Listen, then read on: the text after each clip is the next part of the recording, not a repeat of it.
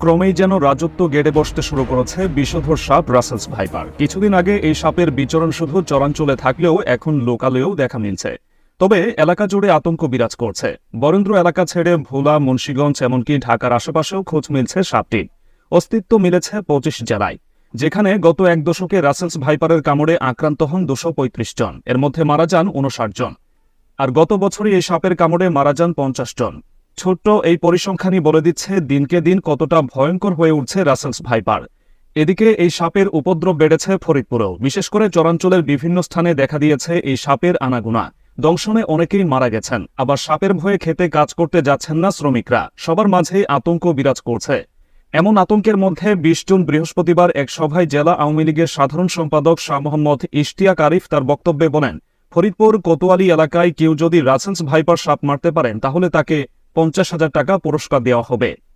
তিনি আরও বলেন, প্রতিটি সাপ মারার জন্য এই পুরস্কার দেওয়া হবে। যতজন যে কয়টি সাপ মারতে পারবে প্রত্যেক সাপ প্রতি 50,000 টাকা পুরস্কার দেওয়া হবে। এই সাপ থেকে মানুষকে রক্ষা করার চেষ্টা করি আমরা, এই কারণেই এই ঘোষণা দেওয়া হলো। রাজশাহী মেডিকেল কলেজ হাসপাতালের অধ্যাপক মোহাম্মদ হাসান তারিক বলেন, রাসেলস ভাইপারের দংশনের শিকার ব্যক্তির কিডনি দ্রুত অকেজো হতে শুরু করে, শরীর জ্বালাপোড়া করার পাশাপাশি দংশনের স্থানে পচন ধরে। একই সঙ্গে দংশনের শিকার ব্যক্তির রক্ত জমাট বাঁধতে শুরু করে। এসব ক্ষেত্রে দ্রুত চিকিৎসা দেওয়া না হলে আক্রান্ত ব্যক্তিকে বাঁচানো সম্ভব হয় না। রাসেলস ভাইপারের অ্যান্টিভেনম থাকলেও সেটা খুব একটা কাজ করে না। 2015 সালের দিকে আমরা প্রথম রাসেলস ভাইপারে কামড়ানো রোগী পেয়েছিলাম। সে সময় আক্রান্ত হাত পা কেটে ফেলেও রোগীকে বাঁচানো সম্ভব হয়নি। তাই সাপটির কবল থেকে বাঁচতে সচেতনতাই কার্যকর পথ। সাপে কামড়ালে করণীয়। সাপে কামড়ালে রোগীকে প্রথমেই প্রাথমিক চিকিৎসা দিতে হবে। সাপের কামড়ে যত মানুষ মারা যায় তার চেয়ে বেশি মানুষ মারা যায় কামড় খেয়ে আতঙ্কিত হওয়ার ফলে। তাই রোগীকে একেবারেই আতঙ্কিত হতে দেওয়া যাবে না, শান্ত রাখতে হবে। সাপের কামড়ের স্থানটি যথাসম্ভব নড়াচড়া না করানোর চেষ্টা করতে হবে। সাপে কামড়ানোর জায়গা তৎক্ষণাৎ পরিষ্কার ব্যান্ডেজ বা সুতি কাপড় দিয়ে ঢেকে দিতে হবে, যাতে ধুলাবালি না লাগে। হাতের কোনো অংশে সাপে কাটলে সঙ্গে সঙ্গে ঘড়ি, ব্রেসলেট, আংটি ইত্যাদি খুলে ফেলতে হবে। কাপড় ঢিলেঢালা করে দিতে হবে। আক্রান্ত ব্যক্তিকে শুইয়ে দিতে হবে। তবে সাপে কামড়ানো ব্যক্তিকে কখনোই কাত করে শোয়ানো যাবে না, সবসময় সোজা করে শোয়াতে হবে। আক্রান্ত ব্যক্তির বুকের নিচে কিছু একটা দিয়ে বুকটা উঁচু করে রাখতে হবে, যাতে আক্রান্ত স্থানটি হার্ট লেভেলের নিচে থাকে। বিষাক্ত সাপের কামড়ে দুটি দাঁত বসে গিয়ে ক্ষত তৈরি হয়। বিষহীন সাপের কামড়ে অনেকগুলো দাঁতের আঁচড় পড়তে পারে। তাই কামড় দেখে বুঝতে হবে যে এটি বিষাক্ত সাপে কামড়েছে নাকি বিষহীন সাপে কামড়েছে। তারপর সে অনুযায়ী ব্যবস্থা নিতে হবে। বিষাক্ত সাপের কামড়ে ক্ষতস্থান জ্বালাপোড়া করে। সম্ভব হলে সাপটি দেখতে কেমন তা লক্ষ্য করতে হবে।